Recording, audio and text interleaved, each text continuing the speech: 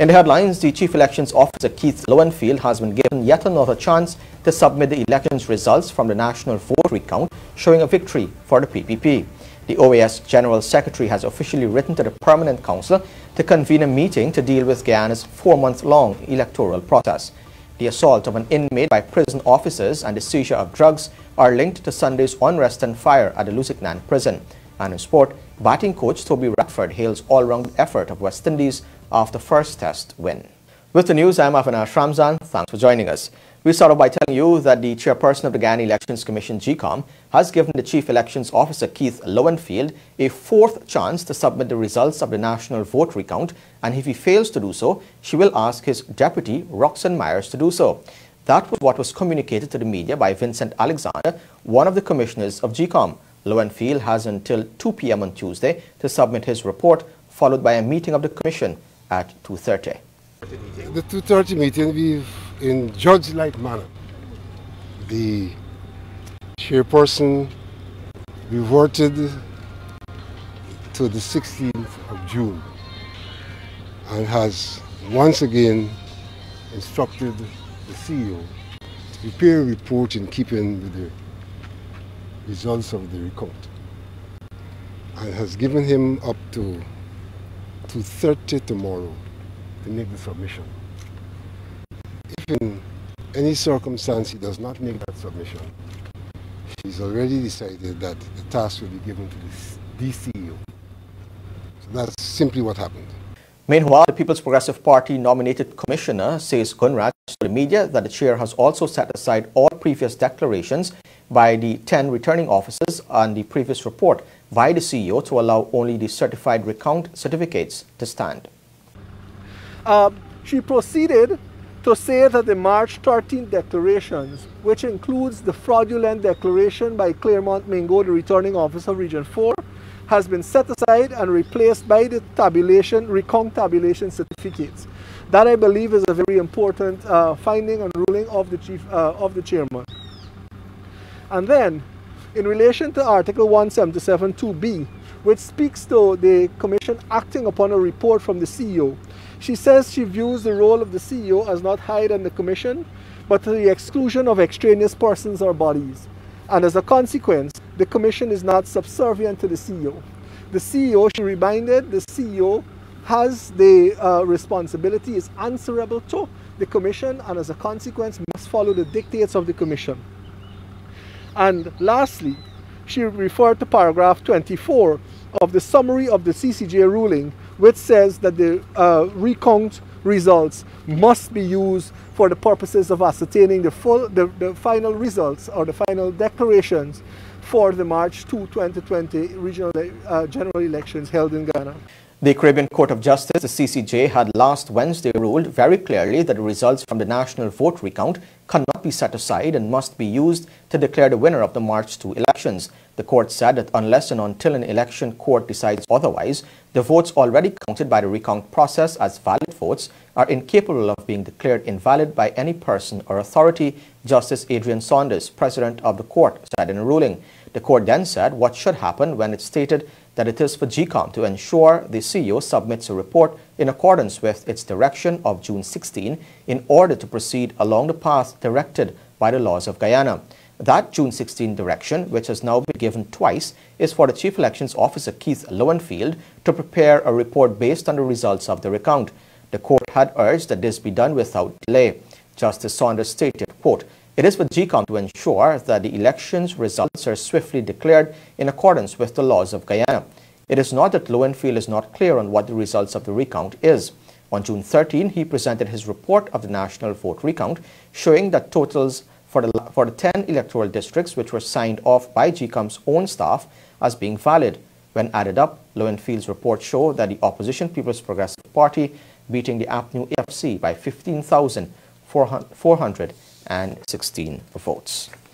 Now, 7 of the political parties which contested the March 2 general and regional elections are calling on the Guyana Elections Commission to fire the Chief Elections Officer Keith Lowenfield for failing to comply with orders given to him Lowenfield at the weekend presented his third report to the chairperson of GECOM, but none reflected the results of the national vote recount, as she specifically requested in her instructions to him.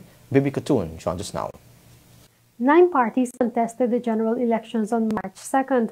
At the weekend, 7 of those parties lashed out at the Chief Elections Officer Kit Lowenfield for elections report he submitted using fraudulent numbers declared by the returning officer for District 4, Claremont Mingo, on March 13th. The parties have all called for the CEO to be fired. A New and United Guyana, the New Movement, and the Liberty and Justice Party, which joined their list and won over 2,000 votes, issued separate statements noting that the CEO's conduct warrants dismissal. ANOG, led by former Speaker of the National Assembly Ralph Ramkaran, said, "It is clear that he has no intention of carrying out the lawful instructions of the Commission, and he must not be permitted to frustrate the completion of the process." Meanwhile, the New Movement in its statement said Lowenfield is holding the country hostage. With over 130 days since the elections were held, the party said, and I quote, "His very actions have held an entire nation at ransom and snatched the people's democratic freedom," end of quote. A member of the New Movement has filed criminal charges against Lowenfield for fraud and misconduct in public office. Police have been unable to serve the charges on Lowenfield, and as such, the magistrate has ordered that they do so by July 24th. Lowenfield was asked 3 times to submit a report based on the national vote recount, which shows a victory for the opposition People's Progressive Party. But each time, he has doctored his report to show a win for the coalition APNU-AFC. The Liberty and Justice Party said stern disciplinary actions should be taken against the CEO for attempts to thwart the will of the electorate, while Chairman of Change Guyana, Nigel Hines, also said the actions of the CEO shows utmost disdain and disrespect. Hines said it is futile to believe that the CEO will eventually declare the rightful winner of the elections, and GECOM should use every legal mechanism to allow for an official declaration.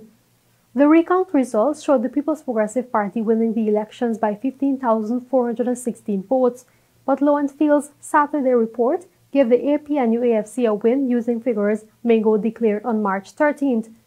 The People's Progressive Party noted that, and I quote, "Lowenfield's conduct not only amounts to gross insubordination and egregious dereliction of his duty, but his report constitutes intentional fraud in that he included numbers which he knows to be fraudulent and fictitious." The PPP referred to Article 162(1)(b) of the Constitution of Guyana, which adequately empowers the Commission to take necessary actions to ensure impartiality and fairness. Further, Article 161(a) gives the Elections Commission responsibility to appoint employees and the power to remove and exercise disciplinary action over such staff. Therefore, it said GECOM has the constitutional mandate and duty to dismiss Lowenfield forthwith and immediately appoint another Chief Elections Officer. The Citizenship Initiative said the CEO ought to know better with previous elections held during his tenure. In light of this, the CEO's action can possibly be construed as insubordinate action against Madam Chair, the TCI said. Similar sentiments were expressed by the United Republican Party, which said the Caribbean Court of Justice ruling was clear and the chair needs to act accordingly if her instruction continues to be disobeyed. Thank you, Bibi. Still on elections matters, the United States has again called for the winner of Guyana's March 2 elections to be declared using the results of the national vote recount. Acting Assistant Secretary for U.S. Department of State's Bureau of Western Hemispheres, Michael Kozak, on Monday endorsed the statement issued by the Organization of American States, the OAS, which noted that the only democratic solution for Guyana at this time is respect for the results of the national recount. Kozak tweeted, "We stand with the OAS in calling for respect of the results of the national recount in Guyana. The peoples of the Americas have a right to democracy and their governments have an obligation to promote and defend it." Meanwhile, Luis Almagro, the General Secretary of the Organization of American States, the OAS, has officially written the chairman of the Permanent Council to convene a meeting to deal with the situation of the electoral process in Guyana. The General Secretary shared the official correspondence on his Twitter page on Monday. The letter is addressed to Ambassador Luis Fernando Cordero Montoya. The OAS is made up of 35 member states. Guyana remains in limbo over 4 months after citizens voted at the March 2 polls and no winner has been declared. A national vote recount supervised by the Caribbean Community CARICOM revealed the opposition People's Progressive Party as the winner of the polls by over 15,000 votes, but the incumbent APNU AFC, led by Brigadier Retired David Granger, has refused to concede defeat. The OAS, in one of the strongest statements yet on Saturday, condemned the recent actions of the Chief Elections Officer Keith Lowenfield. According to the OAS, this confirms that the Chief Elections Officer is acting in bad faith and contrary to the interest of democracy in Guyana. The OAS made it clear that the only democratic solution for Guyana at this time is respect for the results of the national recount. No other figures, neither those prepared prior to the recount nor those recently invalidated by the Caribbean Court of Justice, nor any other that may have been unilaterally devised by the Chief Elections Officer, can have any place in the final determination of results, the OAS said. When the newsroom returns, the assault of an inmate by prison officers and the seizure of drugs are linked to Sunday's unrest and fire at Lusignan Prison, and a Rose Hall man claims the police assaulted and arrested him after he refused to pay a bribe. The beating of an inmate at the hands of 4 prison officers, along with the seizure of a quantity of marijuana, 1 cellular phone and alcohol, led to the unrest and subsequent burning of a section of the Lusignan Prison East Coast Demerara on Sunday. Isnel Patwa reports. Following the seizure of the illegal items and the assault of the prisoner at the hands of prison officers, the inmates began to break the wooden walls of the prison and subsequently set fire to the building, demanding that the drugs be returned.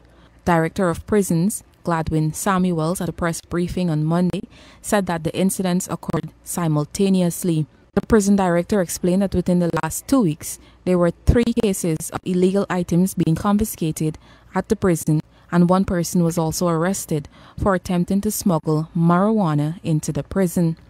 At about 11:55 yesterday, I was informed by the officer in charge, Senior Superintendent of Prisons, Mr. Alexander Hopkinson, that there was a discovery of a quantity of contraband. It included 2 parcels of cannabis, a guzzler bottle containing rum, and a cell phone. Contrary to how it has been published in the media so far, it might have been some distortion as it relates to how the information came out. It was not a search that was conducted. It was an alert officer who observed the prisoner with a parcel and searched the prisoner, and the discovery was made. The prisoner was escorted to the office of the officer in charge, where he was being questioned, and unfortunately, at the same time, there was another incident in the prison. That is, a prisoner who is assigned to work the kitchen had a confrontation with another prisoner, and upon the observation of the officers, it was brought to my attention that the prisoner was assaulted by one of the officers. The prisoner was then escorted to the prison yard, where he was further assaulted by the other officers after he threatened to kill them. The 4 officers have since been removed from the prison. As a result of the fire, there is now an increased police presence at the prison, and over 200 prisoners have been displaced. We saw the displacement of 284 prisoners. Our initial response was to segregate those persons we knew could not have go into the holding bay, and the others were placed into the holding bay. As time progressed yesterday, we were able to transfer 27 of those prisoners to Georgetown Prison. 51 were sent to the Timeri Prison, and as we speak, 50 prisoners are in transit to the Masvini Prison. This leaves an additional 156 prisoners who will have to be accommodated in the holding facility. This situation will take the locked-in population at the holding facility to 581. Prior to the fire, we had 425 prisoners housed there. As far as possible, we took the necessary steps yesterday to minimize placing prisoners into the holding bay who we are aware have problems or conflict with prisoners who are living in the holding bay.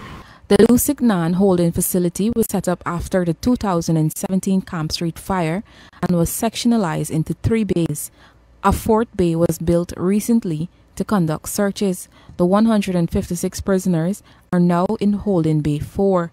The Ghana Police Force previously stated that some 15 prisoners were injured, but Samuels clarified that 11 prisoners were injured. 2, including the prisoner who was assaulted, were referred to Georgetown Public Hospital, where they were treated and discharged. Minister of Public Security Avenash Ramzan, at the press briefing, noted that there is no budget to cater for the rebuilding of the Lusignan prison. We have, as you know, no allocation for the year 2020 as yet. This is going to be very difficult in these circumstances. So I would want to more or less be measured in my response, because we'll have to deal with Ministry of Finance and kind of a special budgetary allocation under emergencies and all of that. So, and then we will also have to redesign whatever we're going to put. I do not know, however, if we want to put anything substantial there. Meanwhile, 8 prisoners have been named as masterminds in the unrest, and investigations are ongoing in this regard. Reporting for the newsroom, I am Isinala Patwo. We tell you now, a 29-year-old security guard on Monday appeared before Magistrate Peter Hugh via Zoom at the New Amsterdam Magistrates Court, charged with the unlawful killing of 23-year-old Nkosi Van Kenny, known as Kerry. Sion Rajopal of Pope Street, New Amsterdam, was charged with the offence of manslaughter and was released on $300,000 bail. He will return to court on July 28. Newsroom had reported that on July 3, Van Kenny was stabbed to his neck and abdomen during an argument over a bottle of Guinness at Patrick Dam, Angois Avenue, New Amsterdam. Van Kenny of High Dam, Angois Avenue, was rushed to the New Amsterdam Public Hospital, where he succumbed to his injuries at around 1:30 on June 5. Rajopal ran away from the scene but was later apprehended by the police. And a Rose Hall Berbice man on Monday accused the police of assault and said he was arrested after he refused to pay a $20,000 bribe. The incident occurred on Sunday following a horse racing event. Bibi Katoon reports.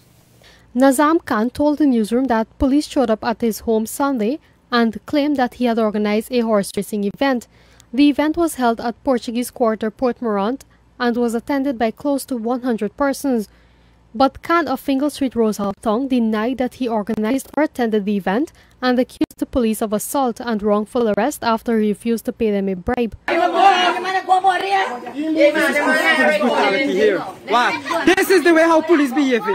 Don't pay no money. This is the way. He said the police demanded $20,000 to stop his arrest, but he refused to pay the bribe. They want $20,000 for me never carry me to the station. Me tell them, my brother said, don't give them no money. Let them carry me off. Khan explained that on Sunday morning he went to take one of his race horses to exercise at the Estate Dama back Portuguese Quarter, Port Morant, and had no involvement in the said race. I go exercise my horse at the Estate Dam. When I done exercise my horse, I coming home. And they paid my horse in front of my gate. And 4 police come in and tell me how they want me a station. I said, for what? They say, how am? Let me carry my horse and go to the station. I said, I can't carry my race horse at the station. They chuck me up and pull me out from the yard and carry me to the jeep, carry me to the whim, charge me and put me in front of the court, so me assault them and fail to brand me animal. And me turn and tell them, say, me animal them is a race horse and cannot brand me animal them because I have a brand. And they charge me to put me in front of the magistrate court and me go Monday morning to the court and say the jacket na go up and me go back till Thursday. Me assault them, the police me get the video and see how them police arrest me in me yard.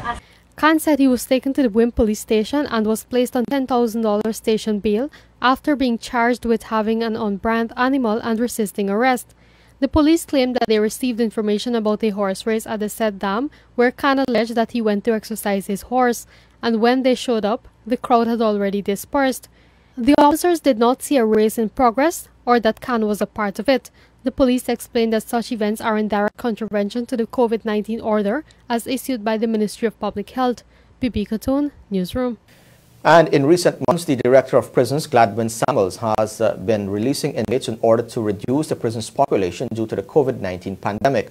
Prisoners are also being released due to a reduction in their sentence and bail being posted.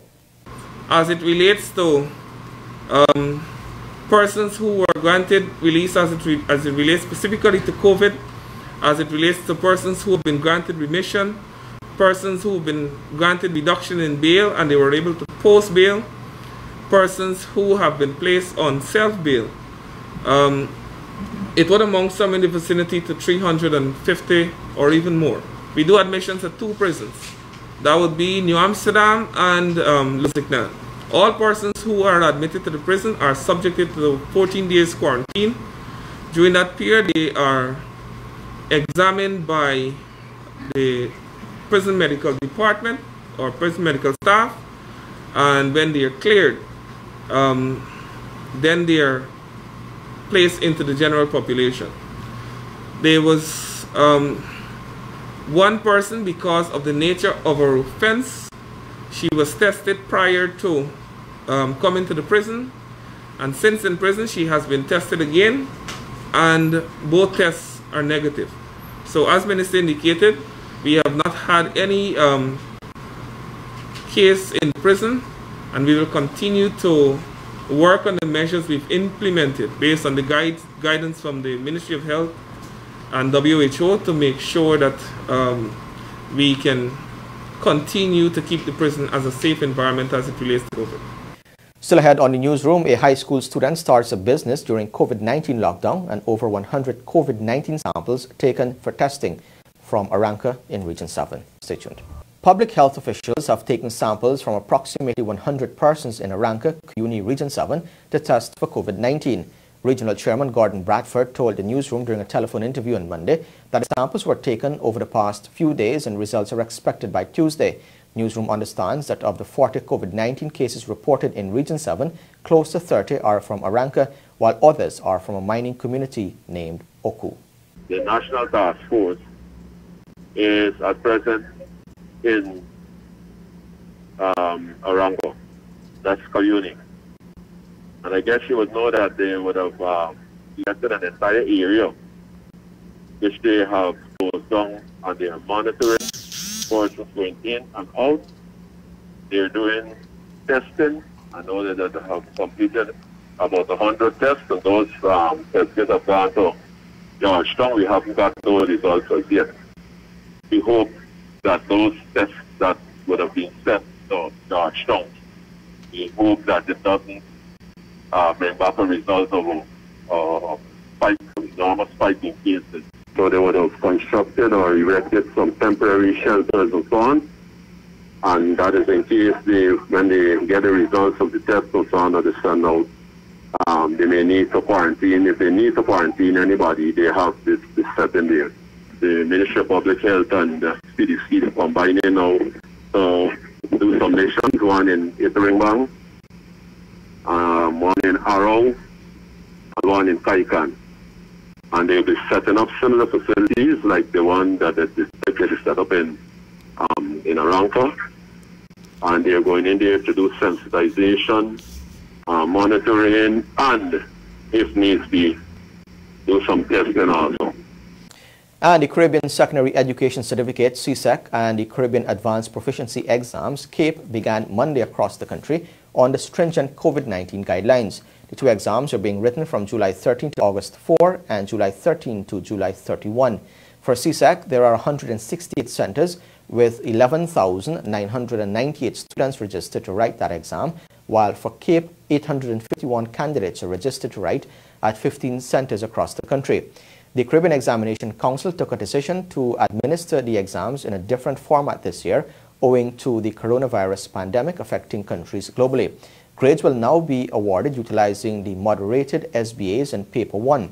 Students, teachers, and persons permitted to be in the school compound are required to wear a face mask at all times. Additionally, hand washing and sanitizing must be done at the entrance of the school. The students are required to be 2 meters or 6 feet apart from each other at all times. Playing and gathering are prohibited. Temperature testing is also mandatory, and education officers will be visiting schools across the country to ensure that there is full compliance with the order. Jade Fraser is a high school student who is sitting the Caribbean Secondary Education Certificate exams this year. At the age of 16, she is a founder and owner of Beauty Blossoms, a business she started while under the COVID-19 lockdown. During an interview with the Newsroom, she explained how she manages to run a business while studying for her exams. Isnel Patwa reports. Jade Fraser is a student of the Tugor Memorial Secondary School in East Berbice Quarantine.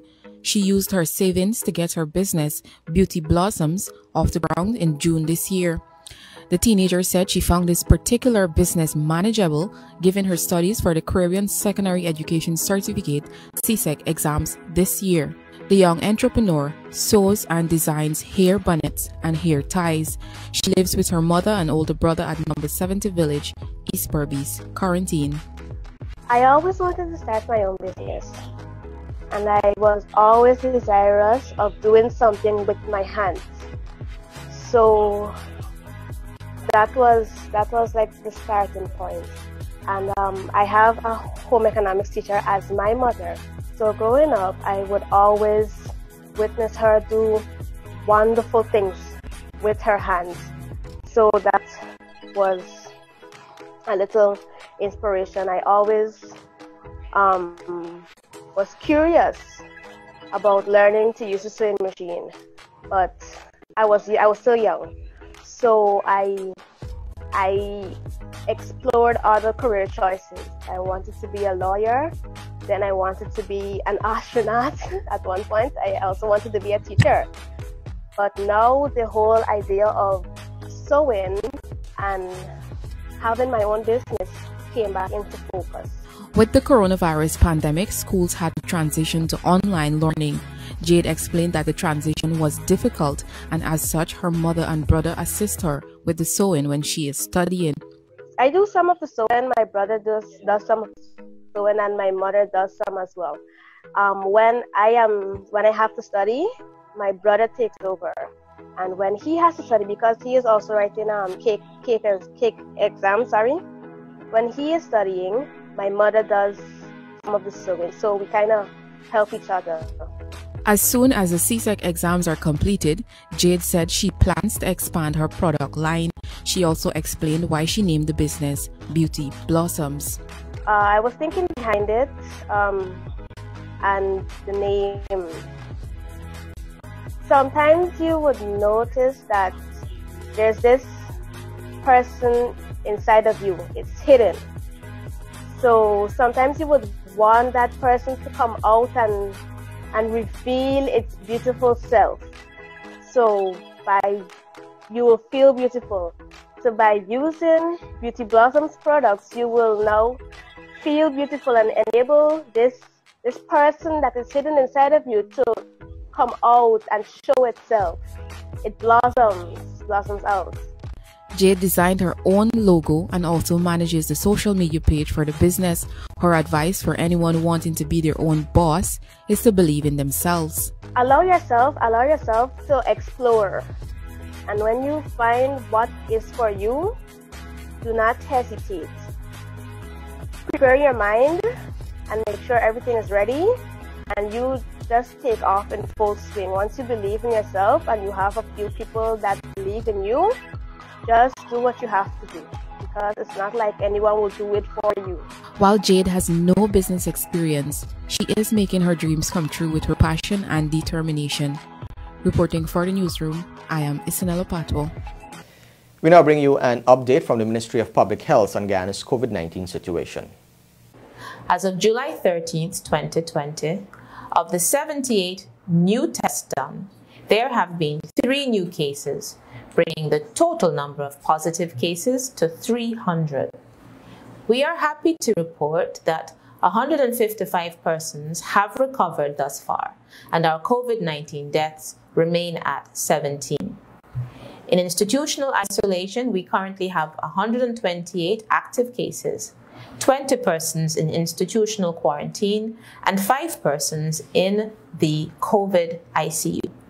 To date, we have tested 3,330 persons, with 3,030 being negative. It must be noted that our number of positive cases is still on the increase, and that we now have 9 out of 10 regions with COVID-19 cases, Region 8 being the newest region to report cases. Residents of Region 8 It is now time for you to be more vigilant, especially those of you in the mining areas and the bordering regions. I wish to draw to your attention that you are still very vulnerable to have imported cases from Brazil, as their numbers continue to increase exponentially. Therefore, we continue to ask the Tushaus to keep monitoring the movement within your communities and continue to provide the update to us centrally. We wish to inform you that Region number 1 is now the epicenter and accounts for most of the new cases that have been confirmed over the past 2 weeks.